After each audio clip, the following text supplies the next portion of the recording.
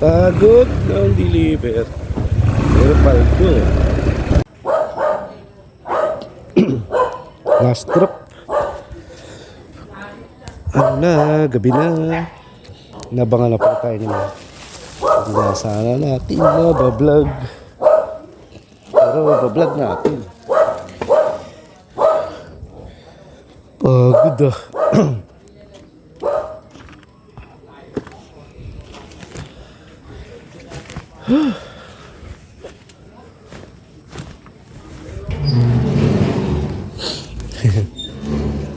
Dami ka pang Cavite yan. Apo. Wala. Nag-deliver pa po ako. Huli kasi kayo eh. Huli na to. Oh, pag ganun kasi ako eh. Tapos uwi ka pang Cavite. Okay. Ba, thank you. Okay.